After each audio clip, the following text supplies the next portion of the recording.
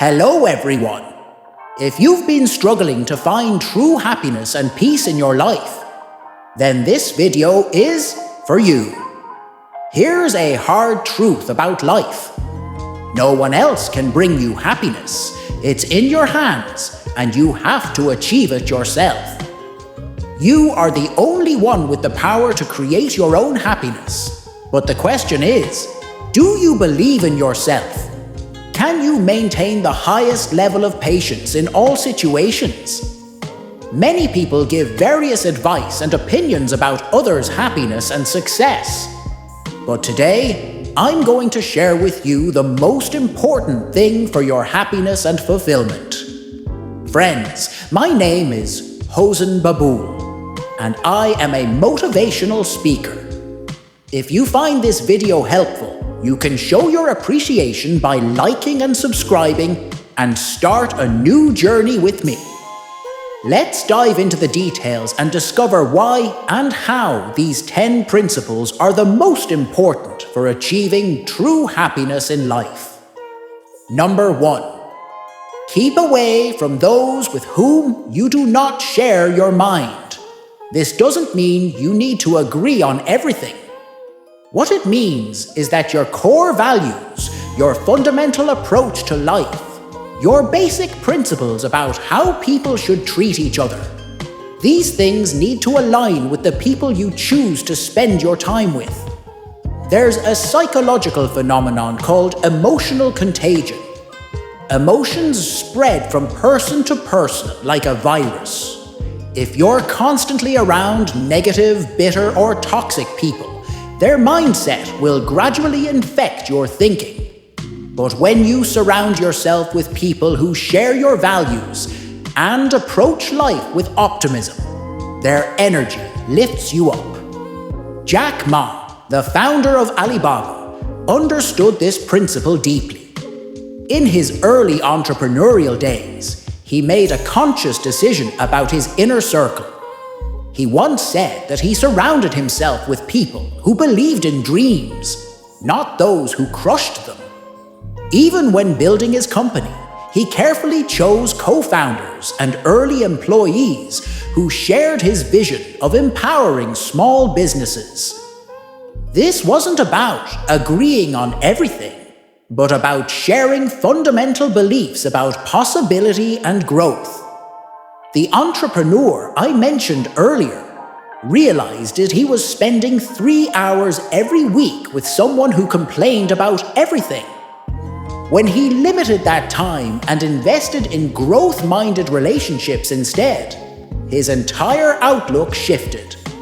You can't pour from an empty cup, and you can't help anyone if you're constantly being pulled down by negative energy. Number 2. Do not go where you do not value yourself. This principle is about recognizing your worth and refusing to accept treatment that falls below your standards. You teach people how to treat you by what you tolerate. Every time you stay where you're undervalued, you're programming your subconscious to accept less than you deserve. But when you refuse to go where you're not valued, amazing things happen. You free up energy for better opportunities. You raise your self-respect, and often those who didn't value you start treating you differently. Jack Ma's family life reflects this principle beautifully. Despite his massive success and global recognition, he has maintained that his family comes first. He's spoken about how he ensures his wife and children never feel secondary to his business empire. When Alibaba went public and he became one of the world's richest people, he made it clear that success meant nothing if his family didn't feel valued and prioritized. He stepped down as executive chairman, partly to spend more quality time with his family, showing that he values their time together more than external accolades. There's a story about a talented graphic designer who left an undervaluing company to freelance. Within 6 months, she was earning twice as much and feeling fulfilled. The company called her back with a management offer, but by then she knew her worth. This principle requires courage, walking away from familiar situations that don't serve you. Number 3, do not try to explain to people who do not understand. There's a profound difference between someone who doesn't understand because they lack information and someone who doesn't understand because they choose not to. When someone genuinely wants to understand you, they ask clarifying questions and listen. When they don't want to understand, no explanation will ever be enough. I learned this the hard way with a friend who constantly criticized my choices. Hours of explaining myself got nowhere because she didn't want to understand. She wanted to be right and feel superior. Once I stopped the explanation cycles, interactions became shorter and less stressful. Jack Ma faced this constantly in his early career. When he first pitched the idea of Alibaba and e-commerce in China, many investors and business leaders didn't understand his vision. He quickly learned to distinguish between those who genuinely wanted to understand his business model and those who had already decided it wouldn't work. Instead of wasting energy on endless explanations to skeptics, he focused on communicating with people who were genuinely curious about the possibilities of internet commerce in China. Stop trying to convince people who don't want to be convinced. This frees you up to invest communication energy in relationships that are actually reciprocal and meaningful. Number 4.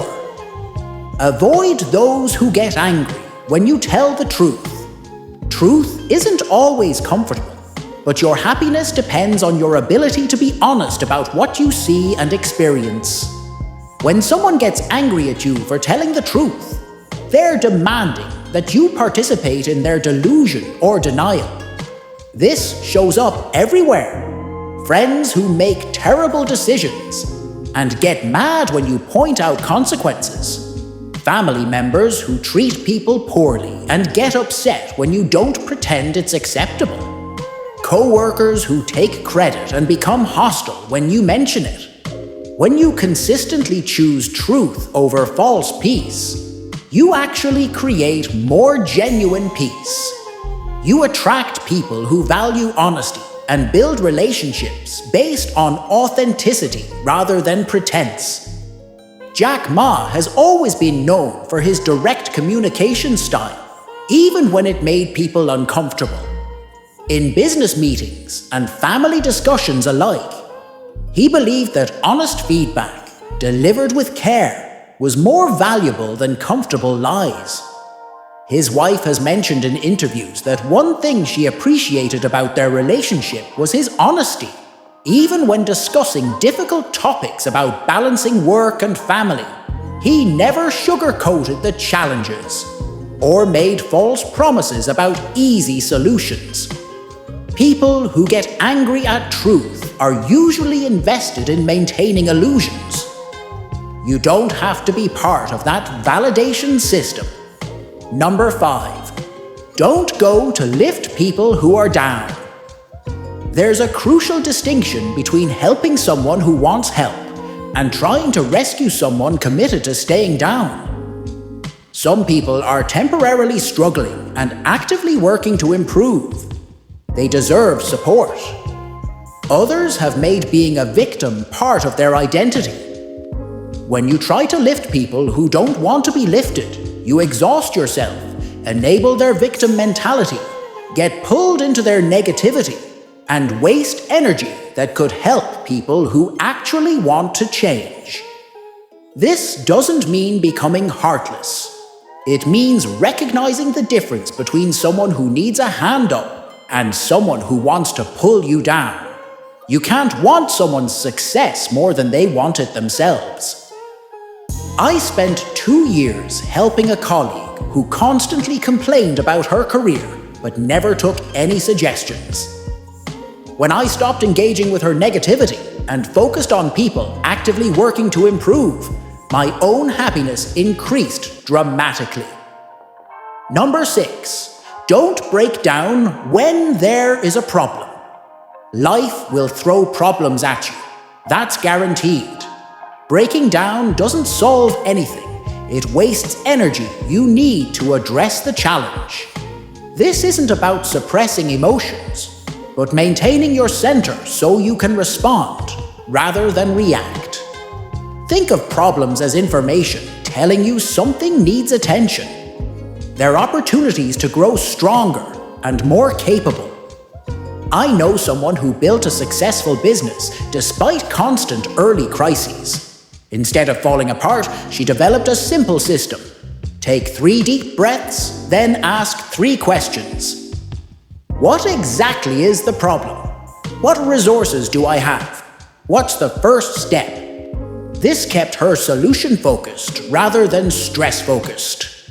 Her calm problem-solving became a leadership strength that employees and customers trusted. Number 7. Don't find joy in the suffering of others. This goes deeper than not being cruel. It's about examining subtle ways we derive satisfaction from others' misfortunes and understanding how toxic this is to our own happiness. Finding joy in others' suffering trains your brain to look for negative outcomes. You're programming yourself to notice what's going wrong. What you focus on expands. The more you notice suffering, the more suffering you'll see. The alternative is cultivating compersion, feeling joy in others' success. When you genuinely celebrate others' wins, you train your brain to notice opportunities, become someone others want to support, and create positive feedback loops in your own life. People can sense whether you want good things for them. Authentic celebrations makes you someone people want to include and promote. Number 8. Don't keep company with people who are changing.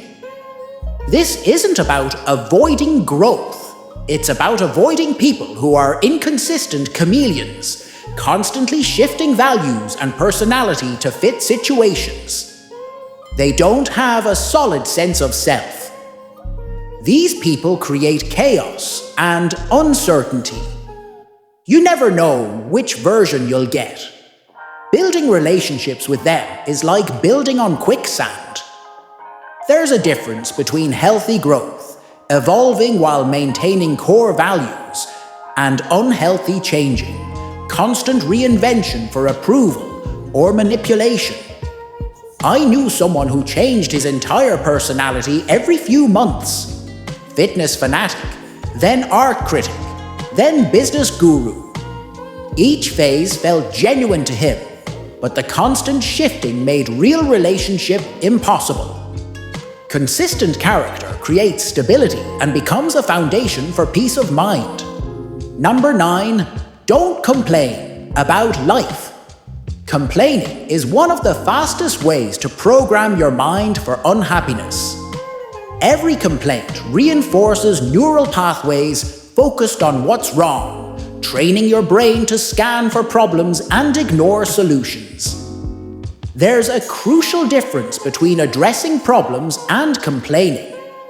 Addressing sounds like, my commute is long and affecting my energy. I'll look into working from home or finding closer work. Complaining sounds like, this commute is killing me. Traffic is terrible. Nothing ever works out. One empowers change, the other reinforces helplessness. Our brains have a negativity bias, but we don't have to feed it through constant complaining. The antidote is solution-focused thinking and gratitude practice. Instead of, this is terrible, say, this is challenging, and here's what I'm doing about it. Number 10. If necessary, walk alone without a companion.